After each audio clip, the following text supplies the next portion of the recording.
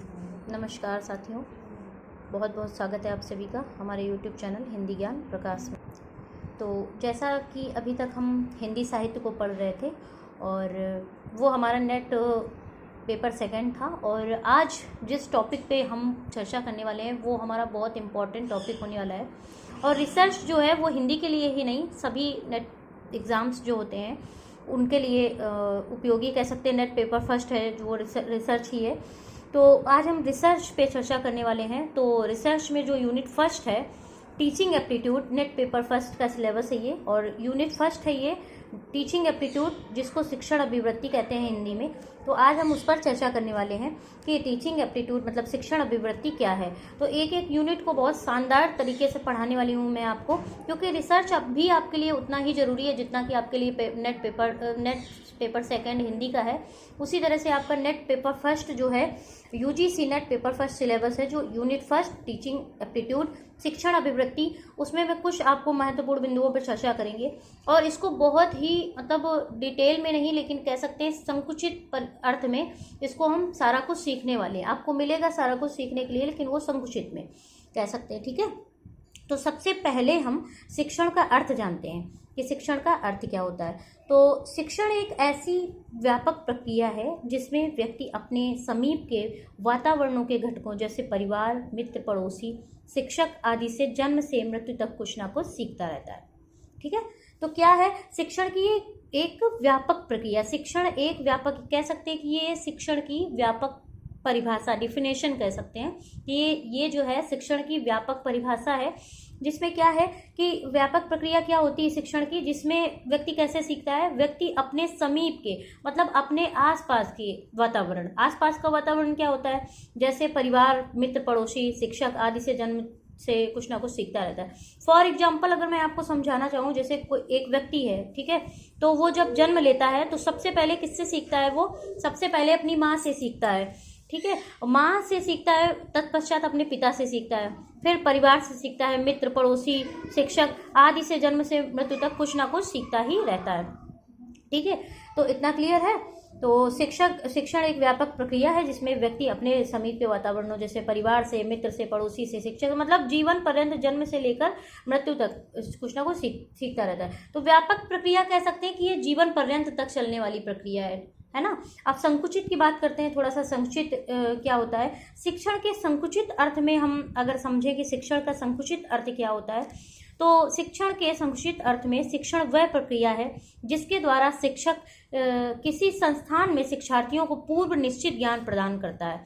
अब देखिए कि संकुचित परिभाषा क्या होती है। संकुचित मतलब कह सकते हैं कि शिक्षण के संकुचित अर्थ में शिक्षण वह प्रक्रिया जिसके शिक्षक किसी संस्थान में, जैसे शिक्षा संस्थान क्या होता है, जैसे कि आप कह सकते हैं विद्यालय हो गया, स्कूल हो गया, कॉलेज हो गया, और बोल सकते हैं कि इंजीनियरिंग कॉलेज हो गया, जो निर्धारित एक बनाया जाता है जहाँ पे शिक्षक जो होते हैं शिक्षार्थियों को केवल, यहाँ पे कह सकते हैं कि संकुचित अर्थ में मतलब टीचर और स्टूडेंट, टीचर जो है वो शिक्षक है, वो स्टूडेंट मतलब विद्यार्थियों को ज्ञान प्रदान करता है। तो उसके लिए एक केंद्र होता है, जैसे विद्यालय जाते हैं बच्चे, है ना, और वो कह सकते हैं कॉलेज है और इंजीनियरिंग कॉलेज है, तो जहाँ पे शिक्षक शिक्षार्थियों को शिक्षा प्रदान करता है, सिर्फ वो केंद्र मतलब संकुचित में, जहाँ पे क्या होता है कि पूर्व ज्ञान प्रदान करता है, और वो निश्चित ज्ञान, जो ज्ञान मतलब एक कह सकते हैं जैसे ये आपका सिलेबस हो गया। आप ऐसे सब फॉर एग्जाम्पल समझिए कि जैसे आपका ये नेट पेपर का सिलेबस हो गया फर्स्ट पेपर का, ठीक है।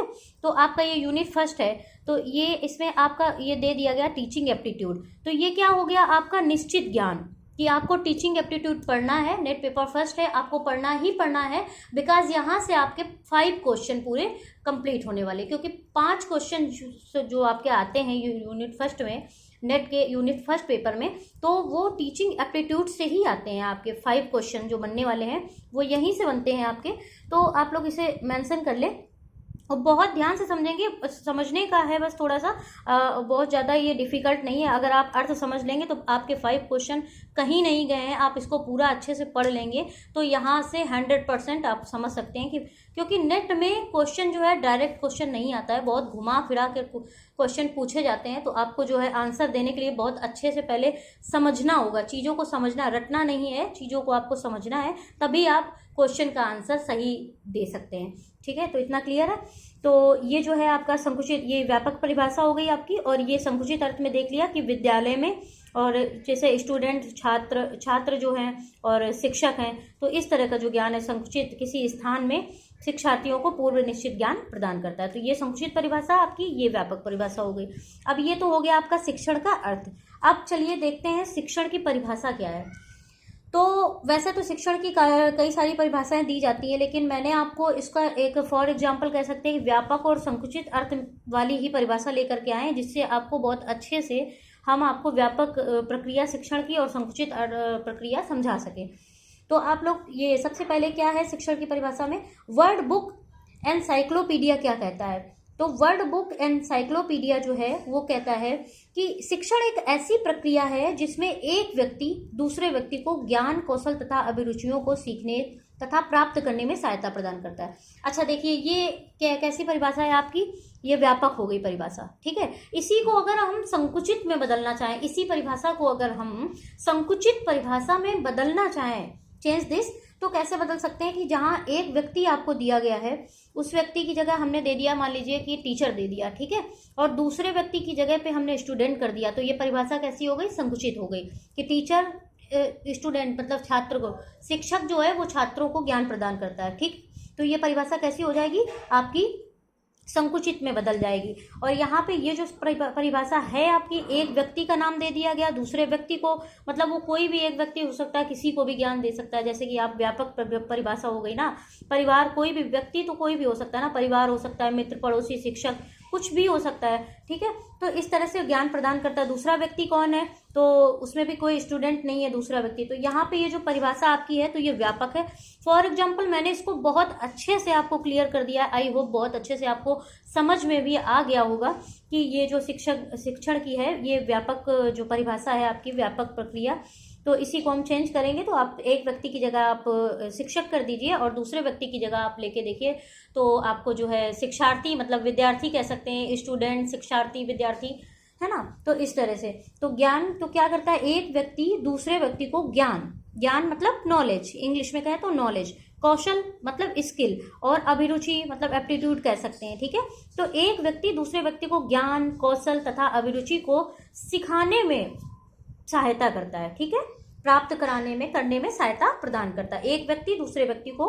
ये व्यापक परिभाषा हो गई, मतलब अपने माँ बाप से कुछ भी सीख रहा है या परिवार से, मित्र से। सबसे ज्यादा किससे सीखता है व्यक्ति, मित्र से सीखता है, माँ बाप से ज्यादा मित्र से सीखता है। क्यों, क्योंकि जो बात वो अपने परिवार से भी डिस्कस नहीं कर सकता वो मित्र से करता है। तो इसलिए कह सकते हैं कि सबसे ज्यादा व्यक्ति किससे सीखता है, तो अपने मित्र से सीखता है। तो यहाँ पे ये जो व्यापक परिभाषा है तो आपको बहुत अच्छे से क्लियर हो गई होगी कि एक व्यक्ति दूसरे व्यक्ति को ज्ञान, कौशल तथा अभिरुचि को सीखने तथा प्राप्त करने में सहायता प्रदान करता है। तो इतना क्लियर है आपका, ये आपकी जो हो गई शिक्षण की कह सकते हैं कि व्यापक परिभाषा हो गई आपकी। अब संकुचित परिभाषा को समझें तो उसका भी एक बहुत अच्छा उदाहरण भी है, और ये परिभाषा किसकी है, ये बुबेकर की है।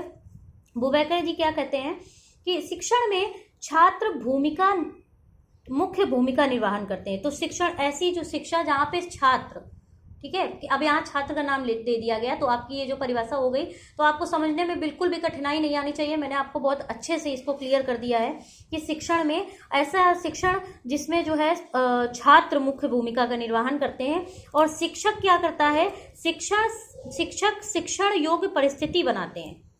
अब देखिए, शिक्षण प्रदान करने के लिए जो परिस्थिति होनी चाहिए वो भी शिक्षण के योग्य ही होनी चाहिए। ऐसा नहीं है कि मतलब जैसे आप जानते होंगे कि अगर क्लास में शिक्षक है, किसी भी कक्षा में शिक्षक मौजूद है, तो वहाँ का जो वातावरण होगा, अनुशासन होगा, अनुशासित होगा वहाँ का वातावरण। अगर क्लास में शिक्षक नहीं है तो ऐसे में जो है बच्चे कहीं बात कर रहे हैं, इस तरह का माहौल बन जाता है। जहाँ शिक्षक आते हैं तो वो जो माहौल हो जाता है, गंभीर माहौल बन जाता है, पढ़ाई वाला माहौल बन जाता है। तो आप ऐसे समझें कि शिक्षण की योग्य परिस्थिति भी शिक्षक ही बनाते हैं। शिक्षण की योग्य परिस्थिति बनाएंगे, क्लास में शांति होगी, और तभी जो है शिक्षक पहले परिस्थिति बनाएंगे शिक्षण की योग्य, और तब जो है विद्यार्थियों को ज्ञान, कौशल प्रदान करेंगे। तो इतना क्लियर है आपका, ये बुबेकर जी की डिफिनेशन है। तो 2 लाइनों में इसे डिफाइन करना चाहें तो शिक्षण में छात्र मुख्य भूमिका का निर्वहन करते हैं, और शिक्षक जो है, तो छात्र और शिक्षक की जहाँ बात होती है तो ऐसी जो परिभाषा होती है हमारी ये परिभाषा हमारी जो हो गई, तो ये जो हमारी संकुचित परिभाषा होती है। और व्यापक में व्यक्ति जो है एक व्यक्ति दूसरे व्यक्ति से, या आपको जैसे निश्चित दे दिया गया परिवार, मित्र, पड़ोसी, इस तरह का जो होगा तो ये आपकी व्यापक परिभाषा हो गई। और संकुचित परिभाषा में छात्र, स्टूडेंट मतलब बात कर दी गई, ठीक है। तो इस तरह से आपका ये जो है संकुचित परिभाषा हो गई। आप देखते हैं शिक्षण का उद्देश्य क्या होता है। तो शिक्षण के उद्देश्य पे चलते हैं कि शिक्षण का उद्देश्य क्या है। तो जैसा कि हमने अभी आपको बताया कि हम शिक्षण को परिभाषित करते हुए जान चुके हैं, तो इतना आप छोड़ दीजिए जो मैं आपको अभी बता चुकी हूँ, डिफाइन कर चुकी हूँ बहुत अच्छे से, कि जैसा कि हम शिक्षण को परिभाषित करते हुए जान चुके हैं कि शिक्षण का मूल उद्देश्य क्या है। शिक्षण का मूल उद्देश्य आप इसे समझिए, छात्रों में समाजोपयोगी व्यवहारिक बदलाव लाना। छात्रों में समाजोपयोगी व्यवहारिक बदलाव लाना मतलब छात्रों, अब देखिए एक लाइन यहाँ पे छूट गई कि छात्रों में समाजोपयोगी व्यवहार ला करके छात्र को समाजोपयोगी तत्व बनाना, एलिमेंट, ठीक है। एलिमेंट, तत्व क्या, एलिमेंट। तो छात्र को समाजोपयोगी तत्व बनाना। अब ये आपके लिए बहुत इंपॉर्टेंट क्वेश्चन यहाँ से जरूर बनता है, आप ये बहुत अच्छे से समझें कि समाजोपयोगी व्यवहारिक बदलाव लाना मतलब समाजोपयोगी व्यवहारिक बदलाव लाने का अर्थ क्या है, क्या होता है समाजोपयोगी व्यवहारिक बदलाव। तो समाज के, जिसमें क्या होता है कि व्यक्ति जो है समाज के अनुरूप मतलब समाज के अनुसार, जिसमें व्यक्ति समाज के अनुसार, जैसे व्यक्ति के विचारों, व्यवहारों एवं कृत्यों में देखिए परिवर्तन लाना। अब देखिए क्या क्या हो गया, विचारों, व्यवहारों एवं कृत्यों में परिवर्तन लाना, समझते रहिए, ताकि वह व्यक्ति समाज के लिए विकास में सहायक हो सके। देखिए ये कितना मेन मुख्य पॉइंट है, कह सकते हैं मुख्य बिंदु है। तो क्या इसमें है कि समाज के अनुरूप व्यक्ति के विचारों में, फॉर एग्जाम्पल मैं आपको समझाना चाहूँ, बहुत अच्छा उदाहरण देना चाह रही हूँ जिससे आपको बहुत अच्छे से समझ में आ जाएगा। जैसे कोई भी एक व्यक्ति है, पढ़ाई कर रहा है, वो MBBS कर रहा है मान लीजिए, ठीक है। तो MBBS करने के बाद अब उसके पास दो रास्ते हैं, क्या करेगा, या तो वो MD करेगा या फिर वो MBBS करने के बाद प्रैक्टिस में चला जाएगा। और अगर वो MD कर रहा है MBBS के बाद तो भी वह प्रैक्टिस में आएगा, है ना। और प्रैक्टिस में आने के बाद फिर क्या होगा कि वो डॉक्टर बन जाएगा, और डॉक्टर बनने के बाद वो क्या करेगा, समाज की सहायता मतलब लोगों का, बीमार लोगों का इलाज करेगा। तो ये क्या हो गया, समाजोपयोगी तत्व हो गया, तत्व बनाना। तो शिक्षक क्या करते हैं, पहले विद्यार्थियों को शिक्षा प्रदान करते हैं और फिर उन्हें जो है समाजोपयोगी तत्व बनाना। शिक्षण का उद्देश्य क्या होता है मेन, कि शिक्षण जो विद्यार्थी को, एक शिक्षार्थी को कह सकते हैं समाजोपयोगी तत्व बनाना। जैसे शिक्षा प्राप्त करी, अब यहाँ पे ये फॉर एग्जांपल डॉक्टर ही नहीं है कि डॉक्टर ही समाज की सेवा करते हैं, ऐसा नहीं है। स्टूडेंट मतलब कह सकते हैं कि पहले छात्र हुए, छात्रों ने ज्ञान प्राप्त किया, फिर टीचर बने और अध्यापक बने। तो अध्यापक बनने के बाद क्या करते हैं, अध्यापन कार्य कर रहे हैं, तो समाज के लिए उपयोगी है, मतलब समाज की सहायता कर रहे हैं ना कहीं ना कहीं। तो शिक्षक भी समाज की सहायता करते हैं, डॉक्टर भी समाज की सहायता करते हैं, कुछ भी मतलब कह सकते हैं। तो इस तरह से शिक्षा प्राप्त करने के बाद शिक्षण का उद्देश्य यही होता है कि विद्यार्थियों को जो है ज्ञान प्राप्त करा के मतलब व्यक्ति के व्यवहारों, विचारों और कृत्यों में परिवर्तन लाना, ताकि वह व्यक्ति समाज के लिए विकास में सहायक हो सके। तो शिक्षण का उद्देश्य मेन यही होता है कि व्यक्ति के विचारों, व्यवहारों में परिवर्तन लाना, ताकि वह समाज के लिए उपयोगी बन सके। मतलब टीचर बनेगा तो भी वो जो है अध्यापन कार्य करेंगे और विद्यार्थियों को पढ़ाएंगे, तो आगे के लिए वो भी कहीं ना कहीं जो है समाज की सहायता कर रहे हैं ना।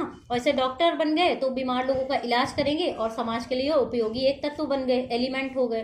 तो इस तरह से जो शिक्षण का हमारा उद्देश्य है वो मैंने आपको क्लियर किया। यहाँ शिक्षण का अर्थ बताया आपको, और शिक्षण की परिभाषा आपको बता दी, और शिक्षण का उद्देश्य। आज की क्लास में मैंने ये 3 चीज़ें आपको क्लियर की। आई होप आपको बहुत अच्छे से समझ में आया होगा। और नेक्स्ट वीडियो में अब हम नेक्स्ट जो है आपका ये जो है 2-3 पार्ट में आपका जो टीचिंग एप्टीट्यूड है पूरा खत्म हो जाएगा। 2-3 पार्ट में आपका, लगभग 3 पार्ट में आपका पूरा जो टीचिंग एप्टीट्यूड है वो समाप्त हो जाएगा। तो आप लोग इसे बहुत ध्यान से समझेंगे। नेक्स्ट वीडियो में, अब नेक्स्ट पार्ट में हम आगे की जो चीज़ें हैं लेकर के आएंगे। और बहुत इसमें जो मैंने आपको ये जो नोट्स हैं आप लोग बनाते चले हमारे साथ ही साथ, जिससे आपको कोई भी कठिनाई ना हो। तो आप एक बार इसे रिवाइज कर लेंगे तो आपको चीज़ें बिल्कुल अच्छे से क्लियर हो जाएंगी। इसलिए आप लोग नोट्स जरूर बनाते चलें।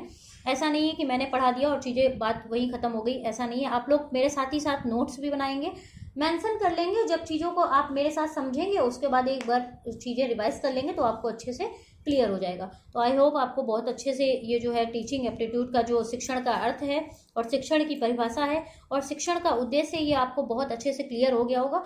तो आज के लिए इतना ही। बहुत बहुत धन्यवाद आप सभी का। वीडियो अगर अच्छा लगे वीडियो को लाइक करें, चैनल को सब्सक्राइब करें और शेयर करना बिल्कुल भी मत भूलिए, ताकि ज़्यादा से ज़्यादा लोगों तक ये वीडियो पहुंचेगा। तो यहाँ कोई आपको फीस नहीं लग रही है, आपका फ्री वीडियो मिल रहा है आपको, तो आप इसको शेयर करने में आपको कोई पैसा नहीं लग रहा है। तो आप इसको शेयर करें, चैनल को सब्सक्राइब करें, वीडियो को लाइक करें। बहुत बहुत धन्यवाद आप सभी का।